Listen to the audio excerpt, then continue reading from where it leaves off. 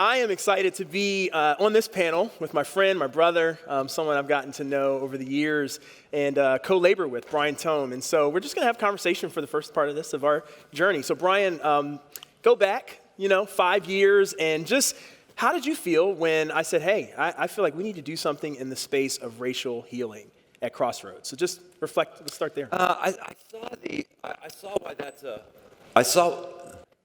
I saw Got you now. that you were black is what I saw. No, I saw that there was a problem with my microphone. Yeah. I saw that We staged this so go. that every time you make inappropriate racial humor, we'll just cut your mic. Yeah, you're going to be cutting it a lot. You're going to be cutting it a lot. That's one form of humor, Chuck and I. Yes. We've gotten our friendship to the place where we can actually interact on appropriate racial banter. And that's right. I think we have different opinions of what's appropriate and what isn't appropriate. But All right. I really don't know what's happening now. Okay. I think if I went back to when you said that, well, how about I just talk loud? How about I just... All right, we got to... There we go. La, la, la. Okay. Let's thank the microphone man over there. Good. Yeah, when you talked about that, I saw that it was an issue. And you've got to have a really low IQ to not see this as an issue in our culture. But at the same time, I was concerned and wondering what that would mean to the day-to-day ministry at Crossroads. Yeah. And it was a sobering thing to go into. And I think what tipped me on it, I know what tipped me to go closer to it is our friendship and my trust in you and our years of forged conversations and knowing that if there were landmines, we would patch each other up. Yeah. There was a huge amount of trust there to go into an unusual area. People like me who are white and of a dominant culture and who like to build things, which is me, and like to see things grow larger, which is me, and like to reach more and more people, which is me, don't welcome conversations that are going to cause confusion and division around what might be the core thing. Yeah. As a senior pastor, for me back then, the core thing, growing Crossroads to be as strong, healthy, and potent as possible. So there's a lot of stuff that goes on there with someone who's in my situation, but ultimately it was my trust in you, my love for you, and my commitment to you that helped me say, all right, I need to start understanding this better and seeing different things. Yeah. Yeah, there was a big moment that happened the weekend after. So the Brave Journey happens, and I stand up in front of the church, or Carolyn referenced that, and Lynn and Cameron in the previous panel, and I say, hey, we're going after this. We're going to do something around racial reconciliation. And the next weekend, you were up, and we talked throughout the week and recognized, man, your response this weekend is going to matter to what the momentum of this might be. Silence is going to say something, and so obviously, since we don't want silence to be interpreted, what might you say? And I don't even know if you remember this, but you stepped into that very boldly and very clearly and said, you know what? Very much what you just said. I trust Chuck. I trust where we're headed in this. And we're going in this direction as a church. And that was powerful. And I know it was powerful for people of color who came to me and said, when you said that, I was actually nervous for you. For you or for me? For me. Oh. Before Brian said that, when I said what I said, I was nervous for you, Chuck, because I felt like maybe you're on an island. Like, well, Chuck's going to be looking for a new church. He's going to be looking for a new place to work. So right. We'll see how this goes. Right. But when they heard what you said the following week, it communicated to them, this is a we thing. We are doing this as a church. Yeah, I think what I said, or I said many times, maybe not that day, is say, hey, Chuck speaks for me. Chuck speaks for me. And that's important. I have to feel confident in our relationship to say that, and people need to know how that feels. Yeah. White people talking with white people about race is about as effective as black people talking to black people about race. Mm-hmm. I'm just going to say I'm an equal opportunity offender, so you're going to get offended at some point in here as I talk about this. The problem is how we get together. How do white people and non-white people get together? How do we start to understand each other? How do we start to understand the story of one another? More specifically, your story, and you will always be more passionate about this than I will, because yours is a story of pain. Yours is a story of injustice. Yours is a story of more difficulty than if you have my tone of skin. Mm-hmm. there's going to be some, difference in innate passion over this.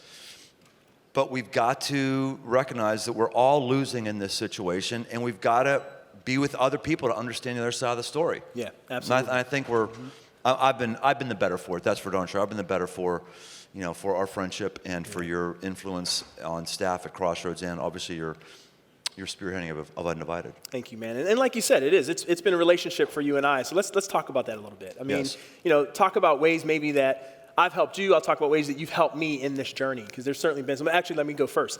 One of the things that you've helped me to do, which I think is so important in this space, is learn how to hold tension. You're really good at listening and understanding what's going on, the dynamic, and then holding the tension that is so challenging as a leader of recognizing, yes, and as that's happening, there are people across the spectrum who have different points of view on this issue and have different perspectives on how their church is going to respond to the issue of racial justice, and what's going to resonate with people of color in one place might not resonate with people who feel like, oh man, the church is doing too much, that are maybe in the dominant culture. And so you've really helped me to learn how to hold tension and recognize I am a pastor at Crossroads. I'm not a black pastor at Crossroads first. I'm a pastor at Crossroads, and I pastor people across the spectrum. And to learn how to do that in this space, you've been really helpful to me in that. Thank you. Yeah. I guess I should say something you help me with right now. So I should tell you. This is mutual encouragement time, is it? Well, it is true. I've had. You've been the closest black friend I've had in my life. Not just closest emotionally, but closest in terms of amount of time. We've been together for how long now? Yeah, 20 years I've been. Quite a bit. So, things that I think that are just so clearly obvious, duh, and I feel like I can come and say, we agree on this, right? And sometimes we do, and sometimes we don't. But what's good for me is when we don't, I feel free to go, this is certainly the way it's true, right? Right. And I know even if you disagree and if I'm downright wrong, because I'm very comfortable being wrong. I don't like to be wrong, but I'm very comfortable being wrong because I'd rather that things get done right than actually be right. Yeah. And I'm thankful that when I can come to that, and then you can school me and not feel like, and I don't feel like, okay, since I said that, I guess I'm a true-blooded racist. Mm-hmm. Since I have some racism in me. Most of us have some degree of racism in me that we're trying to stamp out and get out and try to move on. But it's just such a good thing that as I've shared things with you, you can come back and give me a side that I hadn't thought of, and it's just been great. Yeah. I'm not going to go down those. What have those issues been? Well, we've interacted. I don't even know what your perspective was. We interacted locally on the Tracy Hunter stuff with the legal... a judge here in Cincinnati that was a very contentious issue. Mm-hmm. The shootings that have taken place, even down to things like verbiage in some of our songs. It's been great for me. Yeah. Well, same here. And I know Hahrie is going to come out. I think it's helpful for context, though, to talk about Crossroads, just how we started. And really what happened when we moved into the building and the space that we are now, because that's a part of this journey, too. So Crossroads started with 11 people who placed an ad in the back of a magazine. I answered the ad in the magazine. I moved to Cincinnati in December of 1995. Of those 11 people, one of them was non-white. She was Asian. And we were trying to reach young professionals. Everyone there was a young professional. Mm-hmm. We started in the Hyde Park area of Cincinnati. We outgrew our rented space. We needed to get a permanent location. We got a abandoned lumber warehouse in Oakley, which was, and here's one of those phrases you hear again and again and again, but as a white guy in 2000, I didn't really understand the profundity of the statement. We bought a property on the other side of the train tracks. Mm-hmm. And it was a different world. I didn't think it was a different world, but it was a different world, and it's opened us up to more than white young professionals coming. I mean, the church changed. I wouldn't say like flip change, but all of a sudden the growth wasn't just young professionals who were at P&G. Mm-hmm. It was a lot of people from a lot of different walks of life. and it forced a lot of adjustments on our part. There was a lot of things that we did that everyone in white culture understood. The train's running on time and 10 to 10. And then all of a sudden, like, we had a good percentage of the church that didn't understand. Why would we do things like that? Why aren't we doing other things like that? And so there started to be complexity, but at the same time, beauty. Yeah. Because God's got a family that looks a lot more beautiful than just my skin tone and just your skin tone. That's right. And that launched us into where we are today. And I don't know, gosh, I admitted that I'm a starter and builder of things. I like movements. I like things to grow. I like more people being involved and included. And if I put on where would Crossroads be today hat if we had a piece of property we could buy back on the original side of the train tracks? I don't know what happened. It's a good philosophy question. Crossroads might be larger right now. I know there's a lot of people. Whether you're white or you're black at Crossroads, you're going to have things you don't like. And you hear from the African American folks who have things, and I hear from the white folks. And we all have stories of people who have left. So I don't know, because of our talk on race and what we're doing as a church. So life, I'm not sure if Crossroads would have been larger or not if we stayed on the original side of the train tracks, but one thing I know for sure, Crossroads would be poorer, and I mean spiritually poorer, I mean intellectually poorer, culturally poorer, and I'll take where we are right now versus anything it could have been. You're here. Yeah. I don't know if you have any other questions for me. If not, I have a question. We do a Super Bowl service, which we like to grow larger as a church, get as many people as possible. So we had the one holiday is the all Americans celebrate, no matter what your religion is the Super Bowl. So we have a huge Super Bowl. So we have a preach-off. Chuck against me. We wear the competing team colors as we go against each other. And I'm just saying right now, Kansas City gets in. I'm Patrick Mahomes. We're having this conversation right here, huh? We're having this conversation right here. I am Patrick Mahomes. I don't even get a vote on that, huh? You get a vote. You get a vote. All right. Yeah. But if we go by skin tone, I'm not sure who actually gets it. So I just. That's a good point. That's what I'm talking about. That's a good point. Might be a coin toss. It might be, but. He played insane yesterday, so yes. Well, hey, we're going to have Hahrie Hahn come out and join us. And let's welcome Hahrie.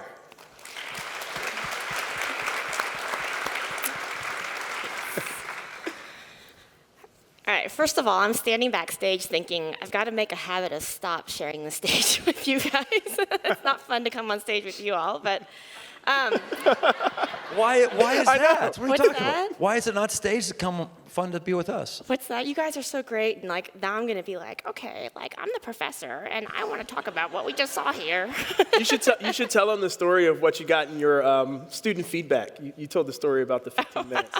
It was great. Last night, I was, Chuck and Brian and I did an event together, and I was telling people that being on stage with them kind of reminded me of early in my career once when I was first a professor. I got a student evaluation from a student who herself was very terse, and she said, if I had only 15 minutes to live, I would want to spend that 15 minutes in Professor Hahn's class. I know. That's how I felt until I read the next sentence, which said, because Professor Hahn would make that 15 minutes feel like 3 hours.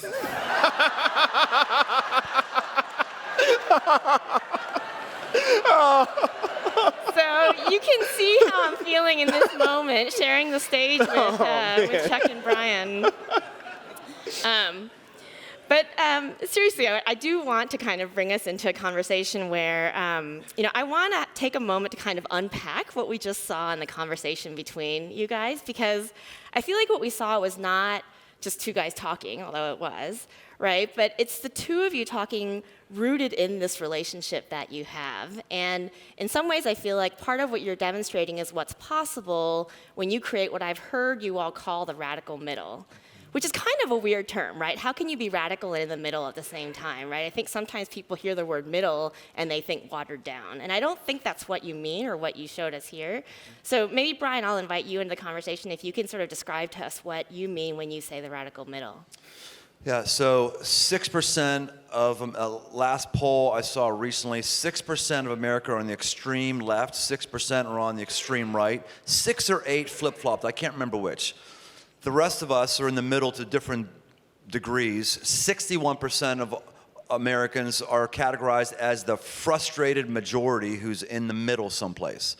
So to be in the radical middle, radical means roots. Radical doesn't mean extreme. It means you're rooted on something. So I'm in the middle. I'm in the radical middle because if you said, what do you believe about this? What do you believe about that? I'm probably going to hit a 50-50 rate on you categorizing me as being on the left or on the right. And if you want to start asking those issues, go ahead and I'll skewer myself and so people can judge me. But I'm kind of, it's hard to categorize someone who's in the radical middle. And also in the radical middle, it's radical because radical for roots, what I personally am rooted in doesn't align with the left or right. What I'm rooted in is the God of the Bible. What I'm rooted in is the kingdom of God. And he defies categories that are on the right and on the left. And therefore, in the radical middle, I like being in the middle because I want to bring people together. I want to include people. Being in the radical middle means I'm about people more than I am about policy. I'm about people more than I am about ideas on the right or on the left. Being in the middle means that I want to see things progress and go forward and not just have philosophical debates. So there's a bunch of things like that where I would align myself to be in the radical middle. Rooted, wanting to love people, wanting to bring change, and you can't categorize me one way or the other. Now, Chuck, I've heard you talk. I know that you are also rooted in the same God that Brian is too, but can you be rooted in something that's not God or not your own faith tradition, do you think? You know, I think you can. I think you can. I would say two things to that. One, I would say is I do think, and this came up even in the conversations we've had today about the spiritual principles and maybe even some spiritual words that you heard, like repentance and forgiveness. I believe that the God of the Bible that we are rooted in, is an incredibly inclusive message. And so lived out to its full extent, I think it is probably a rich and wonderful tent. So I would say that. At the same time, I would say I don't think that it requires that. And I would look at practical examples. You know, Doran Schronz was just on the panel that previously happened. And, you know, what they've created in Minnesota around a coalition that crosses across faith boundaries. What we saw in Cincinnati through Amos, who had, you know, Jewish expression. We had imams in town and the Muslim community coming together for issues of common ground. I do think common ground is possible, but what it requires is a willingness to basically go all in on what you're rooted in and allow that tension to remain without feeling like you need to resolve it all. And I think oftentimes, quite frankly, it's easier to go to the extreme because there's no tension at the extreme. I good, you bad, I great, you not. A caveman could do that. And I think it's easy to stay at the extremes, but I think what we are finding is the harder work, but I think the more rewarding work, and I think the work that actually can move us forward as a country, is the work of pressing to this thing called the radical middle. My 8-year-old would disagree. He often thinks his sister bad, him good, That's you know. true, So that's true. Right. I'll have to bring him to Crossroads. But let me sort of, I want to sort of push you also to talk a little bit about kind of the middle part of it. So we've talked about the radical part of it, but what about the middle part of it? Because does it mean sort of avoiding the tough issues, right? Does it, like, are there, you know, what are some of the ways in which Crossroads kind of dives into some of the more complex issues that you all see? Yeah, that. There's a bat in here or something. Yeah. No, it does not. I used to believe that if you were in the middle, you had no convictions. That's why you're in the middle. I used to believe that. That's not what I believe anymore. When you're in the radical middle, you have definite convictions. They're coming from where you are rooted. You can't be categorized easily on the right or left, but it also means you will do radical things that will hurt you. So at Crossroads, we've done a lot of things that have hurt us, and many of them have been in the area of justice. We became, I think we were probably the only church that ever opened up a $20 million building, a $20 million addition on one of our buildings, and at the opening dedication night, we were picketed for what we were trying to do for the poor in our city. I mean, normally you're picketed because you're spending too much money. Wait, can you give us a little bit of background? So I don't understand. How could you be picketed for helping the poor? I spent some time with some pastors who have different experiences than I do. In the early days of me being in Cincinnati, Michael Dantley, Damon Lynch, and some others, and they just educated me on what it's like to be poor in our city. And unfortunately, if you aren't white, you have a higher likelihood of being poor in the city of Cincinnati, than if you're white. And they just started explaining even just the problems with the social services and how hard it was to find services and how you get lost in the shuffle and you go here for food and you go here for clothing and you go over here for job training. And they said what we need to work together on is to bring one place where someone could have a one-stop shop to get them out of generational poverty. And that just really stuck with me. And Crossroads, along with some others, we really threw our hand in the ring, and we actually made it part of one of our campaigns to raise money for it. And we had people in the church that was a great idea until we bought property that was where they had invested their money to flip the neighborhood. And so all of a sudden, we had people who were against it, who were inside of our own church, and they started a whole campaign to have people think that what we were doing was awful and this and that. And Cincinnati City Council took a vote that they were against CityLink. And we're like, well, there's no need to vote here. And it got personal. And I mean personal not with them towards me or Crossroads, but it was personal with me towards God, because I felt God had asked me to put my life into this, and we put millions and millions of dollars into this, and took it all the way to the Ohio Supreme Court. Ultimately, we won, and people are being helped right now by the CityLink Center. So I lost friendships over that. I lost a lot over that, but it helped me to choose in that moment that I wanted to please God more than please people, and that kind of steeled me.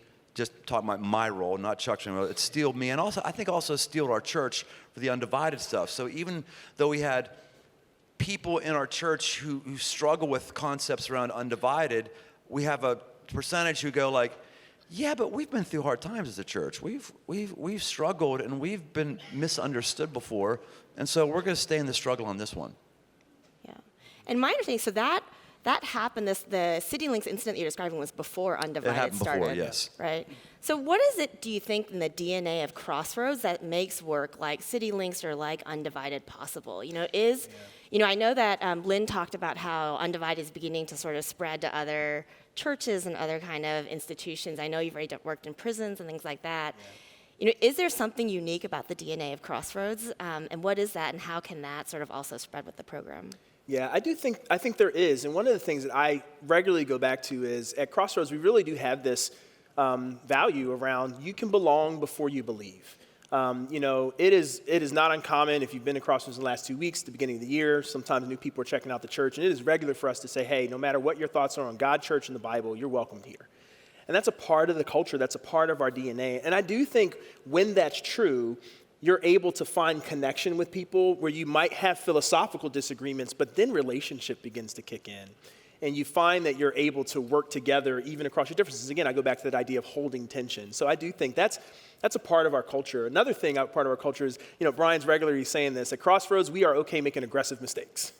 We are okay making aggressive mistakes. We don't want to make, in fact, we frown upon passive mistakes of inactivity. But if we're making a mistake that's aggressive and we think it's the right thing, if it's wrong, we'll turn around quickly and we'll say that was wrong, but hey, it was an aggressive mistake. And I think that, I don't think Undivided obviously was an aggressive mistake, but there's a propensity, a desire, maybe a tolerance for that kind of aggressive step that is absolutely part of the DNA of Crossroads, and I think does play out in not just on Undivided, but in other things in our church. Yeah, I think other churches can do this. I don't think this is a uniquely Crossroads thing. Absolutely. I think we have some things culturally that make it more palpable for some of our folks, but I think any church that's okay with the degree of conflict could do this.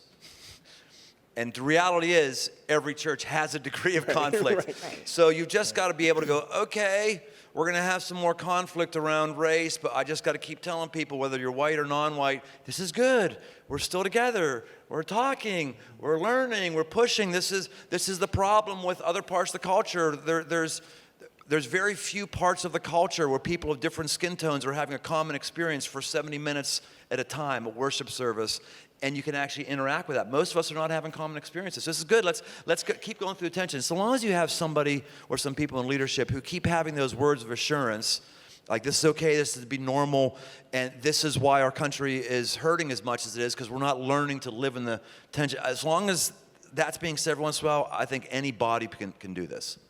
So you said something quickly, though, that I want to come back to about this idea of you belong before you believe.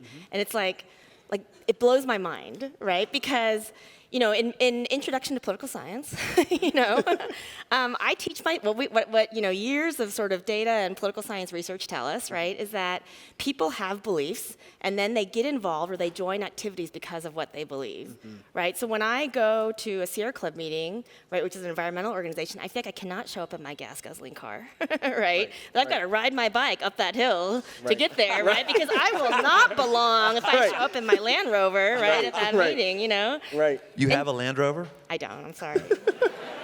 But I have a minivan. I was going to like you even more if you had a Land Rover. That's all right. I am from Texas, so it wouldn't have been that far off. But you're telling me it's the reverse, that I don't have to believe before I belong, right? That I can belong first, right? And can you unpack that for us? Like, I know a lot of the audience is from Crossroads, and they probably have an experience of that. But for people who aren't, what is it like? How do I come to understand that when I come into the church, that I can belong, even if I don't, believe in everything that Crossroads stands for? Yeah. The word that comes to mind for me is dignity. And how do we give dignity to every person's experience, their story, what they bring to the community? And I can think of story after story of people at Crossroads who were atheists or agnostic or, had a really negative experience at church. And through being in our community, they thought we were the same way. They were expecting to get the same experience, but what they experienced was dignity. They experienced the value of being able to be invited in without needing to check all these boxes for everything first. And I think that's what we're talking about. It goes back to the idea of rootedness. I think that it's a challenging thing to do. It's a hard thing to do, but it's a very generous thing to do, to say, I don't know what you believe. I don't know where you land on these things, but I do know this. You're a person who has worth and value and dignity, and that's what I'm leading with. And so let's start there.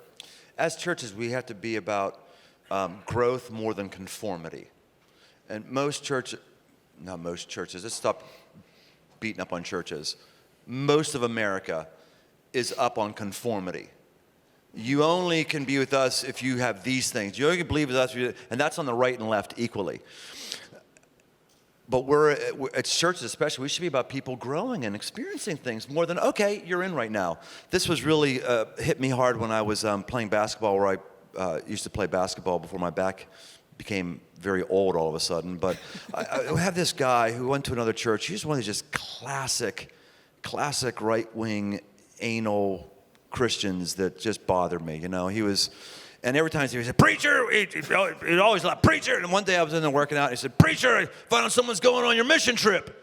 I said, oh, okay, good. This girl used to go to this woman. I found out she goes to your church and she's going on this mission trip and she hasn't even been baptized. Mission trip, for us means we're going to go over and we're going to help rebuild homes in Haiti. We're going to go. It doesn't mean you're going to go up, pass out Bible tracts, something like that. He said, what? He thought like he finally had busted me because I didn't fit his perfect like ideal of what a preacher should be. He said, yeah. So what do you think? I said, oh, that happens all the time. He looked like I was shocked. I said, yeah, we don't take mission trips with people who have been baptized and are this and that. We take mission trips because we believe everybody can help. We believe everybody, and in the midst of helping, we can all grow. And he just had never seen that before at all. We're not about who thinks the right things. You can be here. We've got to be about, we got to get our country, our community to a better place, and everybody can participate in that regardless of what you believe. Right, great. Now would be the time for you to clap, by the way. That's right.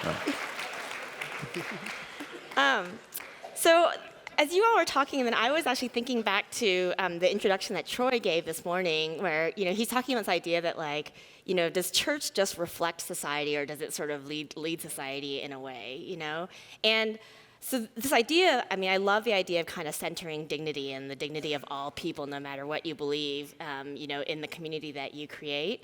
But at the same time, the sort of differential power dynamics that are in society come into the church also. And so, I think that, Undivided is not naive about the sort of larger kind of like structural power dynamics that are at play. And so can you say a little bit more as we think about race relations, and it seems like it's such a big thing, like why do you think taking people through this journey is so important?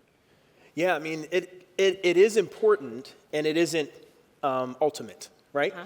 It isn't ultimate because, like you said, there are, like we said before, systems and structures. There's a context. There's a context that's created the division. This didn't just randomly happen, and quite frankly, it's still playing out. And one of the things we say in Undivided is it no longer takes a racist person in the room to get racist outcomes in virtually every system in our country. And the data bears that out, bar none. Wait, say that again. Tell me what you mean. Yeah. It no longer takes a racist person in the room. You don't have to have somebody in the organization saying, all right, now, at the end of the day, I need to make sure I disadvantage people of color. So as we talk about our strategy this year, we've got our 4 planks. But plank number 5 is let's make sure it disadvantages people of color. That doesn't need to happen because it's literally worked into our systems. We had talked about this yesterday. There's a great organization out of North Carolina called the Racial Equity Institute. And they do training called groundwater. And the context is this. They would say if you had a lake behind your house and you came one day and there was a dead fish, you'd say something happened to that fish. But if you came back a couple weeks later and you saw all the fish in the lake were dead, you would say something's wrong with this lake. And if you saw that that was true for fish in lakes that are all fed by same common groundwater, you would say there's something in the groundwater. Mm-hmm. And to look objectively at the racial inequities across literally every system, every state, any kind of way you want to look at it, health, outcomes, economics, housing, all of that, it's very clear we have a groundwater issue in our country. So Undivided doesn't ignore that reality, and in fact, we seek to educate and help people understand and embrace that reality, wrestle with that reality, experientially and in other ways. But what is important in those 6 weeks is also building resilience in people to be in relationship with those who are different. You know, I mean, part of what you see with Brian and I is a resilience, a commitment that says, at the end of the day, we're not going to agree on everything as it comes to Undivided or anything, but we're going to be together at the end of the day. You know, we're going to be about mission together at the end of the day because of what roots us and what connects us. And so that's what we do in those 6 weeks is train people, help people get to places of resilience so they can stay in relationship long enough with people who might be different long enough, with the dignity in the center long enough to begin to make change against these systems and structures and actually begin to dismantle them. Mm-hmm. Thank you. Yeah.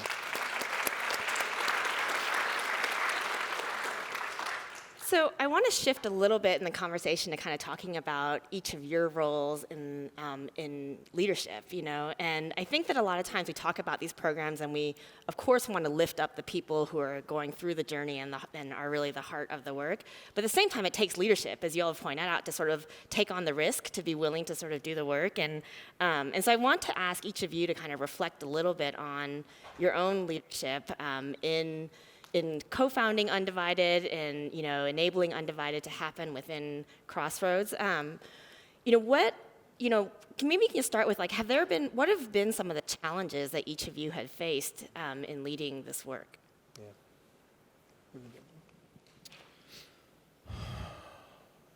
I think for me, the biggest challenge is you're dealing with more emotionally charged conversations and emails than you wish that you would have.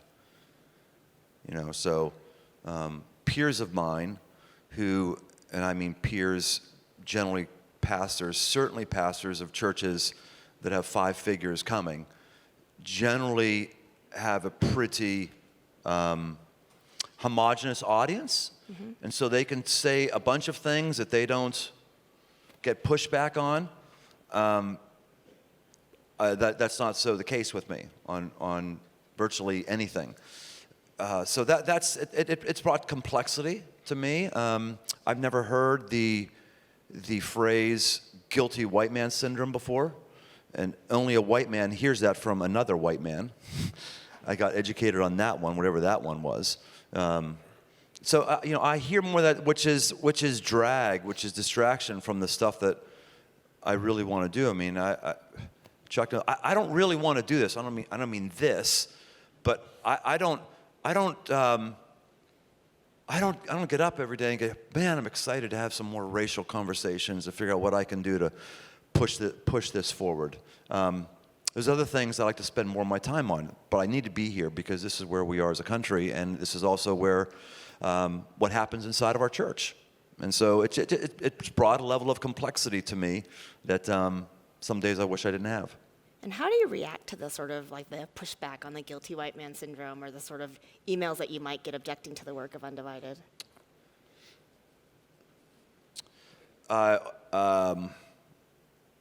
Well, when another guy says that to me, that's fun because it's normally a white guy. So I'm really good with white guys. I normally. I hear you guys I normally get 10% win that. off it. What was that? I hear you guys get 10% off at Whole Foods. Oh, yeah. I wish I had it up there. Yes, Chuck. I just showed Chuck this. You don't want me to read that, do you? Are you prompting me to write that? What's that? Are you prompting me to read that I thought article? you were going to bring it up. No, you're going to bring your white so privilege card. you know the Onion that's on the Onion. It's a satire that's on the it's on.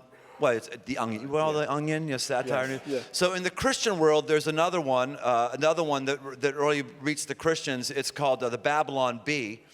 And so one of the articles that was just on a couple days ago in the Babylon Bee was the headline says, "White privilege card now good for 10% off at Whole Foods." And they say, simply bring your purchases to the register and present your official white privilege card, and we'll provide a discount on your entire purchase, the spokesperson for the grocery store said. And don't try to borrow a white friend's card. We'll be able to tell if you try to pull one over on us. And when I've gone to Whole Foods, there's not a lot of people who aren't white in the Whole Foods that I've been to. But I think that when other people say that to me, the racial conversation is always easy with someone who's of your same skin color. No one who isn't white ever tells me that. It's only white people tell me that. So actually, that's a much, much easier conversation we have than virtually any conversation I'll have with someone who's Hispanic or African American. And especially as a white male, I can power up on white males, and that's appropriate. And so that's one person I appreciate powering up on, and it's deserved. And just look, man, look what we have. What do you, first of all, I'm not doing Undivided or supporting Undivided out of guilt. I'm not doing that out of guilt. That's really weird. And secondly, if you really want to talk about it, there are some things with our skin color that we are guilty of. Back in history, we are guilty of. Sorry, the non-white people got crushed by us when we came over to this country. Crushed by us. We kidnap people. There's slavery in the Bible. It's a wholly different kind of slavery, but there wasn't ever kidnapping that was validated in the Bible. We kidnap people. So I just kind of go down. So you may not be guilty, or I may not be guilty of today hurting somebody, maybe, but let's be real. We've got a lot of guilt in our hands, people who have our skin color from, for generations ago. I can say it to a white person and push on them. I don't like the conversation, but it's got to happen. Yeah. Oh, I get applause for that one. Okay, good. And Chuck, I imagine you had an entirely different kind of pushback, but I don't know that for sure, and so I'm curious what it's been like for you. Yeah, when we first kicked off Undivided, Brian and I did a conversation kind of like what we started with, but it was much more, specific questions and kind of digging into things. And what we heard as feedback, I think has been true to some degree, which is if people have issues, they're going to come to Brian with complaints around the context. Why would you allow this to happen in this context? And they're going to push at me with content. And I would say that that's kind of held true. I mean, what do you mean by they'll push on you by content? Things that I've specifically said. Okay. So, for instance, the weekend after the second hung jury on the University of Cincinnati police officer case that I talked about earlier, we do a series in the summer called Spark, and it's kind of like TED Talk style. And I got up that weekend, and I talked about my anger. That in all of these cases across the country, there's not been one conviction. And just how that feels. And I talked about as a father of two brown boys, what is this telling me about the world that I'm living in with my young boys? And I definitely got pushback on that content. Insensitive. We think you just used the moment to be a bully pulpit to white people. I mean, I heard those kinds of things. And for me, what I would say this leadership journey has taken in one word has been resolve. I've just had to be resolved that and this is hard for me because I'm a people pleaser by nature, I've just had to be resolved that there's nothing I can say. I'm sure I've offended people in here already today. I mean, there's no way to stand in leadership on this issue and not challenge people's beliefs and challenge where people are on a point of view. And for me, the resolve, quite frankly, comes from community. It comes from being rooted with other people who help me stand in this space when I don't want to stand in this space. You know, my wife is here. She's been a person who's helped me stand in this space when I don't want to stand in this space. People like Brian who have encouraged me to stand in this space when I don't want to stand in this space. And so that's been the cost of that kind of leadership. But again, as I look at my worldview of, following Jesus, I see Jesus doing that regularly. I see him being willing to stand in places where he was going to take a hit because he felt like the cause and the love that it communicated to people was worth it. And so I get to follow in his footsteps in that way. It doesn't make it comfortable, but I get to follow in his footsteps in that way. Now, so part of the reason why we're here today, in a way, is because what you all are describing is unusual, right? And so you're both talking about kind of this commitment to the calling and the willingness to kind of hold all the tension because of that, but we're just not seeing it in as many places around the country as we probably need to be. So why do you think it is so unusual?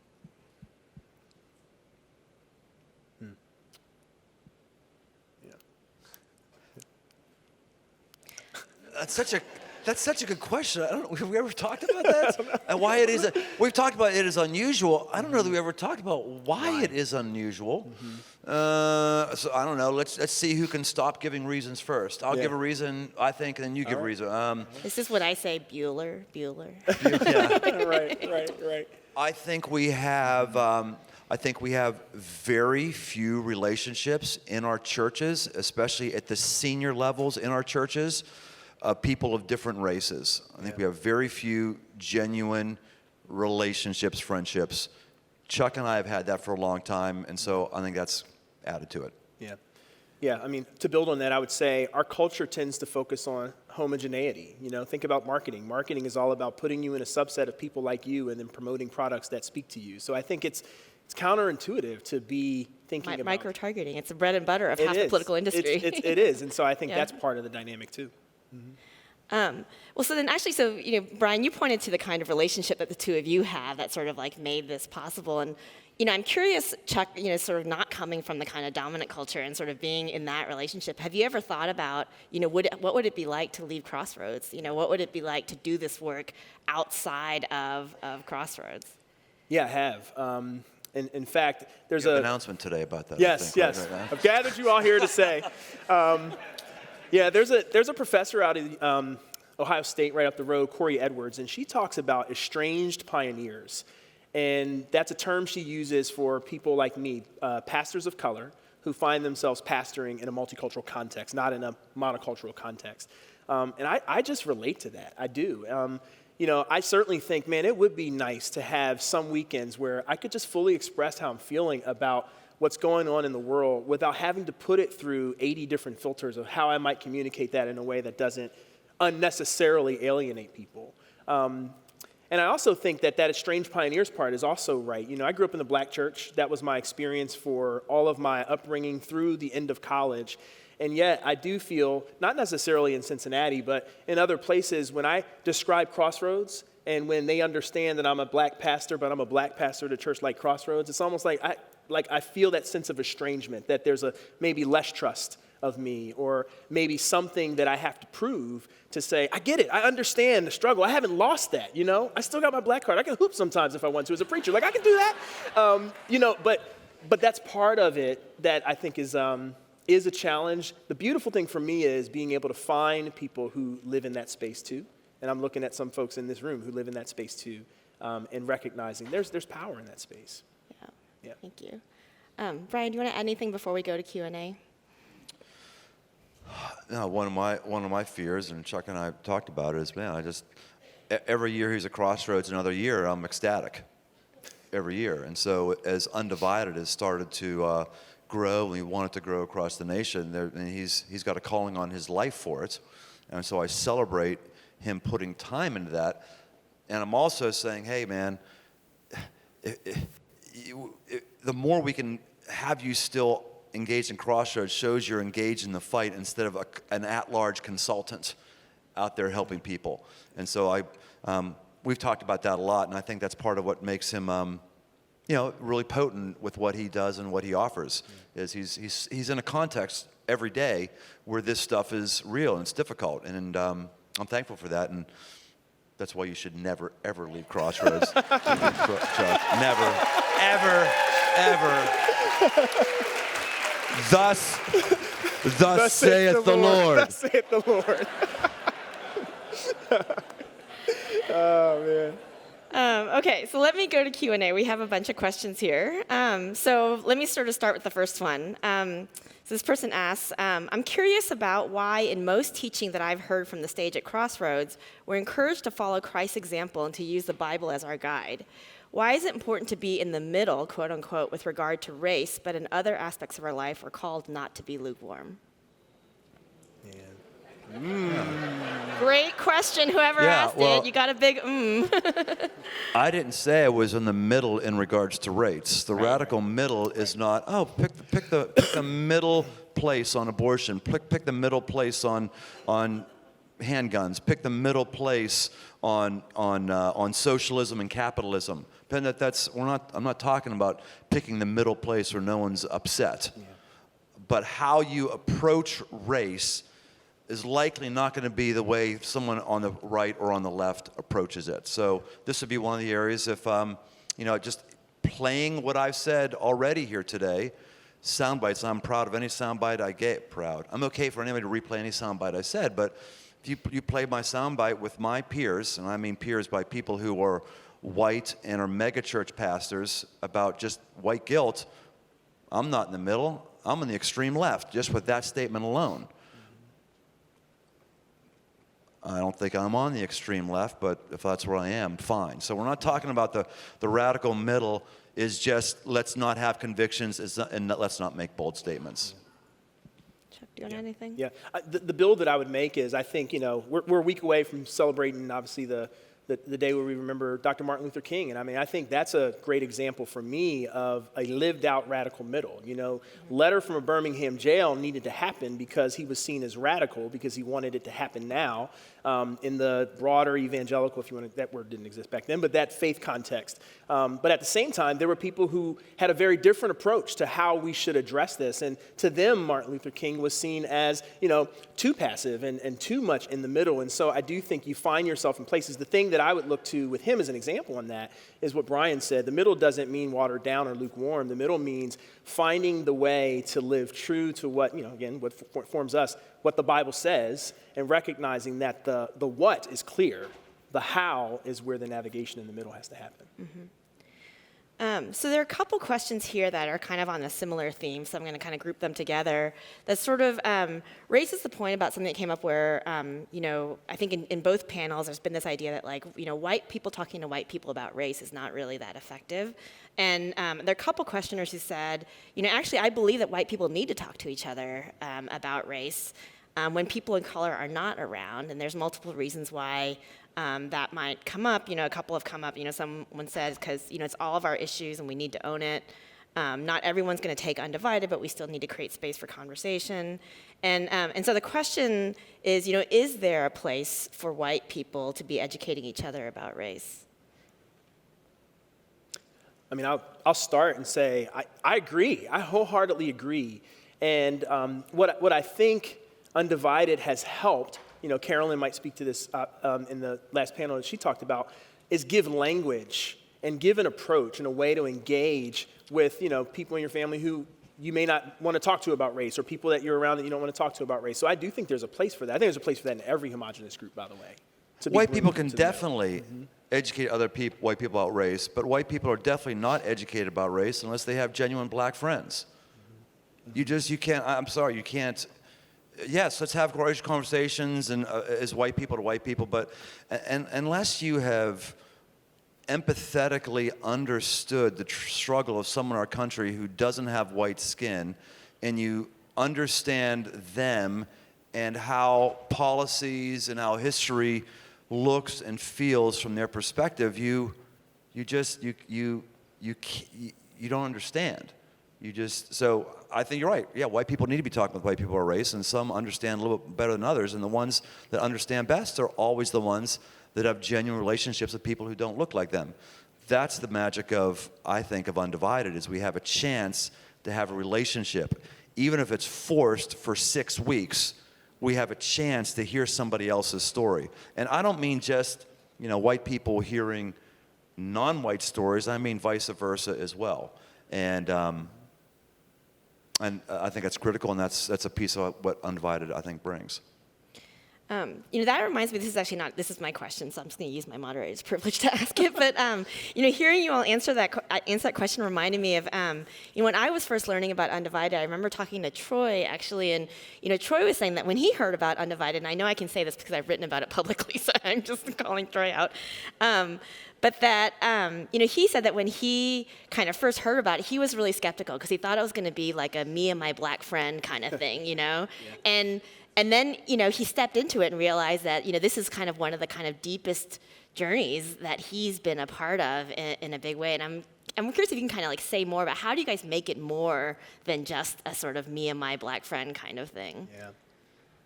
Well, quite frankly, I think a big part of that are the experiences. I love Doran Schronz's word around it's 6 encounters. You can have a small group conversation where you look at information and have some discussion questions. There's experiential things that happen over the course of the 6 weeks that get you out of your comfortable place and, quite frankly, get you out of just your intellectual place, as Lynn said, and begin to move you to a heart level. And I think those are the places that begin to shift the conversation. And I would also say, to what you just mentioned, Brian, I think the learning goes both ways in Undivided. I absolutely have talked to people of color who have said, I needed to hear a white person articulate their story in that way, because that's not a data point that I'm considering as I think through these issues. And so I think all of that, again, comes from experiential ways that we bring people into relationships. I've been in 2 Undivided groups, and both of them have had tensions. Yeah. And it hasn't just, and all races have been tense with it. It's each challenge. But so what is some tension on both sides? White people obviously don't like hearing about redlining, don't like hearing about opportunities for home ownership following World War II for veterans, don't like hearing about, those are just the 2, they're very obvious. We don't like hearing about that stuff because it makes our country look really bad, which it does, and makes me realize, well, I didn't really pull myself up entirely by the bootstraps, or at least the bootstraps are a little bit closer to my hands than they were for non-white people, right? Mm-hmm.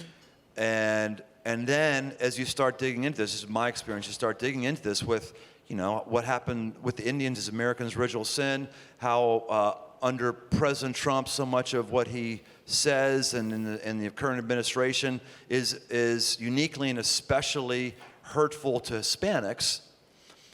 There's African Americans who really aren't that interested in the race story that isn't the black-white race story. It's like, well, what about the Indians? What about what about what's going on with Hispanic? This is the core story, and I'm like, why is that the core story? I understand that's maybe the core hurt with slavery and everything, but there's a lot of racial stuff that's happening here that's more than just African American and Caucasian. That in and of itself with a lot of African Americans is a very contentious conversation to have, and so those are going to come up, and it's going to happen inside of Undivided, and that's why relationships are critical. It's not just a conversation over beer and it's one and done. I got to see you next week. Or else I'm literally a quitter. That's why a lot of people keep going. No one wants to be a quitter. I'm all of a sudden a quitter. I'm the guy who walked out and couldn't finish it. That's good social pressure for us. Yeah, that's good. Well put. Well put. Okay, so this is a question for Brian. It says, Brian, do you think Crossroads leadership / you specifically have challenged the church community writ large to begin reconciling their fellowship journey with Jesus with some of the inherent fear and dislike of quote-unquote others that exist for many in Christianity today? If so, how? And if not, what are your plans? I think yes, but I don't think that person believes I have, but yes. It's probably every 3rd week or so that I'm talking about the divisiveness in our country, whatever it may be, on the right, of the left, loving your neighbor, praying for those who persecute you, no matter what side of what issue you're in on. And I do think that's a core thing that I think if you play back my tapes over the last few years, you're going to hear that language a lot. So much so that I go, oh man, I hope people don't think I'm just phoning it in, going on my same 2-minute diatribe as I normally do here. It's a core message of Jesus is reconciliation. The first reconciliation is my reconciliation to God, because I am in slavery to my own sinful desires about myself and not about him. And Jesus comes and saves me. He's the great emancipator that saves me. And that ministry of reconciliation is to help people get them to God and us to be reconciled with one another across all of the lines we have. Sexual lines, racial lines, political lines. We're not going to agree with one another. We're not all going to be right, but we do all need to love each other and love our neighbor as ourselves. And I think that's a message that I give pretty frequently at Crossroads.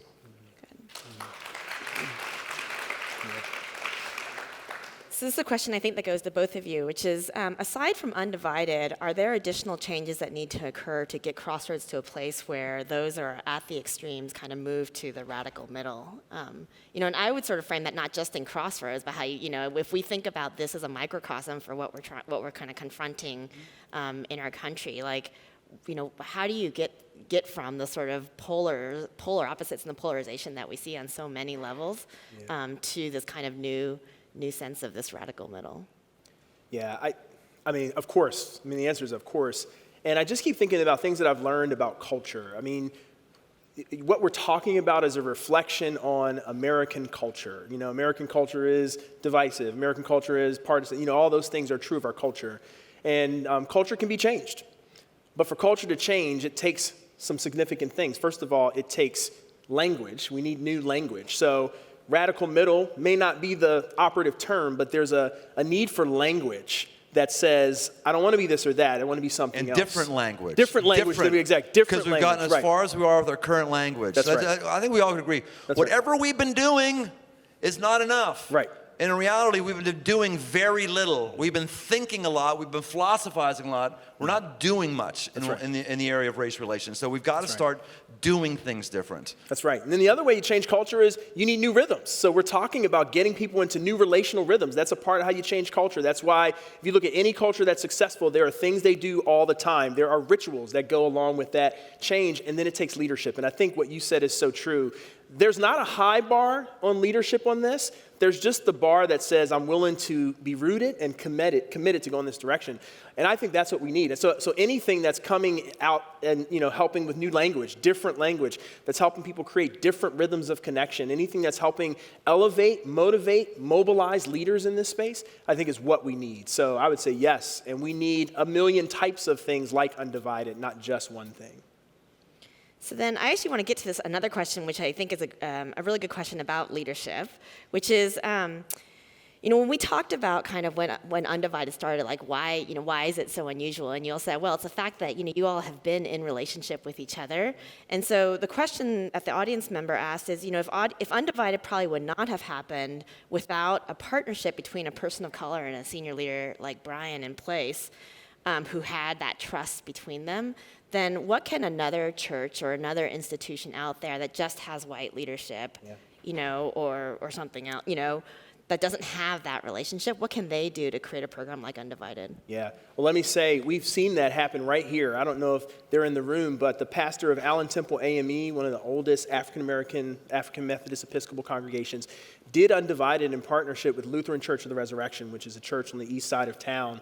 One all African-American, one all white. And so what they did was they partnered, and we talk about that a lot, and we've seen incredible fruit. A white church and a black church and came together, and they didn't just come together to do Undivided. They actually went from Undivided toward action. They did a mission trip together to Appalachia. They've done some things around commemorating what happened in at the church where there was the shooting, where Dylan Roof did the shooting in Carolinas, in Charlotte. And they have really, I think, created a model that is powerful. So one of the things as we think about Undivided expanding is we've said we want to plant forests, not just individual trees. So it's not about finding a church like Crossroads in your city and then doing this. It's about how do you catalyze leaders who are willing to come together and have this kind of relationship, and then want to mobilize at a city level people to do the same. So I think that's the key. It's partnership. And again, you talked about this. It's building a bigger tent. And I think that's possible. And did those clergy know each other? Like, were they in relationship with each other in the same way that you all have been in relationship? They had a level of relationship, and that level of relationship has increased as they've done these things together. Yeah, most pastors, even if they're in a monoculture church, they're in some environment in their city where every so often they get with other pastors, and they don't all look like them. So kind of in American church culture, there's mechanisms for people to get to know one another who look different than them. And I think that's probably the most promising and realistic way that Undivided can spread, and actually probably the most fun, actually. Yeah. Because then you're not talking just about diverse skin colors, they're also coming from diverse churches. Yeah. You know, Crossroads is not diverse in that we have the same music every week, we have the same kind of preaching every week, so I think that's going to be exciting to see that roll out to a greater degree. Yeah. So then so there's another question that's taking this to the next level, which is, can you have a program like Undivided in a non-faith-based context? And so as someone who studies democracy, I'm very interested in this, right? Because I think, part of what makes me interested in Undivided is you all, and Crossroads, is I feel like you're creating an institution within our society that is able to hold difference in a way that, we just don't see, not only in other faith institutions, but in other kinds of institutions, period. And so, but so much of what you've talked about, or what I've heard you talk about, is the importance of having this commitment to something bigger that enables you to take risk, to hold the courage, to sort of do all these things. And so I'm curious, do you think it's possible outside of a faith context? Yeah, I'll just be honest and tell you, I say this all the time. I do believe Jesus is the secret sauce of Undivided. And I say that unashamedly because I have to. And as I think about it, not only is there teaching around the things that we're saying, but there's a person who lived it out. There's a person who we can look at his example and situation after situation, and we can see very clearly how to live this out. He created not a perfect roadmap, but a very clear roadmap. And having said that, like we said earlier, I do think there are other ways to find commonality and rootedness that can carry people in a movement that actually leads to racial inequity changing in their city. I do believe that. I would hope, though, that where this is happening, that there are people that are a part of that partnership that are there because they believe this is a true expression of following this guy Jesus who lived 2,000 years ago. I would hope that the church wouldn't be exclusive, but that the church would be partnering with and being a part of that movement. Because I do think we bring some unique things to the table. There's some language, there's some rhythms, there's some culture that we can bring to the table that I think can be meaningful in this conversation and can help things move forward. Right, David? Yeah, I agree with everything Chuck said, and which is always a good idea. The message and life of Christ is a unique game changer on this. It really is. He's the most respected teacher in the history of the world. He's one person who has never had a moral scandal about him. We all agree that he's an amazing moral example, and on and on and on and on. And fortunately, even if someone isn't a Christian, which it's still a very high percentage of our country identifies as Christian, even though they may not go to church. A very, very, he's probably the most unifying figure in all of human history in our country. So rather than say, well, not everyone's a Christian, can you think of anybody else that has a higher percentage of people in America who respect him? Probably not. So I think he's a good place to start. And out of that, and even people who might not be Christians, hey, I'm up for hearing the kind of things he says. There's got to be some starting framework to get together and hear one another's story, and I think he's as good of a center point as anything. Great. I'm getting the sign that we have to start to wrap up, and so there are a few questions that we haven't got to, which I will apologize for. I'll also just note, by the way, as a professor, that you can always tell if your students have been paying attention by the quality of the questions that they ask, and so I appreciate the really high quality questions, because it seems that people have actually paid attention, which I'm sure is all the credit to you. And so I just want to say that I'm sorry that we couldn't get to them. But here's one that I'll just sort of end on, where someone sort of said that, brought up Trevor Noah, Trevor Noah. Yep. He's a comedian and he sort of says it's easy to get caught up in things that offend people, but not the things that affect people. And this person said, this is sort of the stance that Trevor Noah and his show's writers have taken. And the question is, is it correct to say that Crossroads Radical Middle follows the same approach? And so I'll just invite each of you to sort of reflect on that, but then also to kind of close us out and before we head to lunch, for you all in the position where you sit here in Cincinnati and the work that you're leading, as we think about kind of inviting other people into this work, what do you think is at stake for the work that you're doing? So. I'll go first, just because you haven't talked yet. And I would gladly let you do everything at the end. Seriously, I do believe that when it comes to race stuff, I think that Chuck is way more qualified than me. He's way more in the weeds appropriately than I am, and I think his words are more important than mine. So I did mean that. But since you're not talking, I'll talk. Go. This is what students do when they want to stall because they don't know what they're going to do. They do. No. Kidding. Yeah, I think Crossroads, I think that's what the radical middle is about. I think it is about acceptance. At least trying to hear where you are and try to find common ground, try to meet in the middle with the common ground. I think that's something we're not doing as a culture today. And I think our culture is in peril. I don't mean Christian culture, I don't mean church culture, I mean our culture. Yeah. I'm so tired of hearing, this is the most important election of our lifetimes. I've been hearing that since I was able to hear my parents' AM transistor radio. I don't know if this is the most important election of our lifetimes. I don't for sure. It's going to be the most divisive election of our lifetime. That's for darn sure. And once we start losing the inability, once we lose the inability to hear somebody, we've lost. We're not going anywhere. And so the stakes are just massive on this. It's not about whether white people get their way or non-white people get their way, or that's critical to answer those questions, but it's all of us go, we're all getting hurt with this situation. Yeah. All of us. Yeah. We've got to find some answers. Yeah.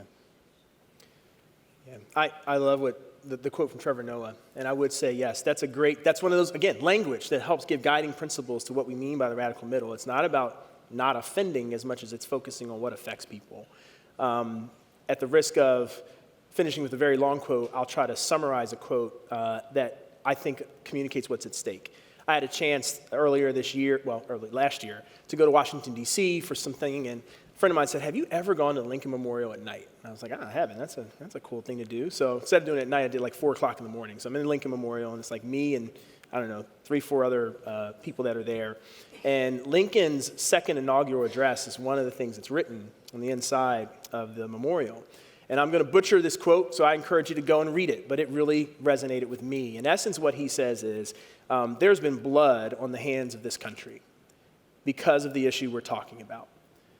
The blood of thousands, hundreds of thousands of souls who never made it across the Middle Passage, people who never made it. There's people whose land has been taken. There's a trail of tears. There's the Asian internment camps that we had in this country. You can go on and on and on and on and on. And what he says is, and again, he at that time was coming from a biblical framework, he said, and if God would choose to make the recompense for that a life for a life, he would be right to do that. He was saying this obviously as the Civil War was playing out. If God said, okay, for every hundreds of thousands of souls who have died, that's what it's going to take to make this right, he would be right to do that. But what I believe is that God actually is a God of grace. And I believe that rather than for that to be the equation, there is this other way, which is equally costly and honestly has cost lives in the course of our country, which is to find a way to bring people together and right this wrong. And so I think that's what's at stake. I don't want to sound like an alarmist, but I'm concerned. about where we go if we continue the trajectory that we have as a country. And I'm very encouraged that there is a third way, a way that we haven't necessarily stepped into, but that is rooted in the work of people who've gone before, like a king and like others who have stepped into this space of reconciliation. And I'm eager to find that third way because I think it matters. I think it matters to the 3 kids I'm raising. I think it matters to the grandkids that I want to live long enough to see. And I'd like to know that I did what I was called to do to make this a different story than what it's been for the history of our country. Thank you. Yeah.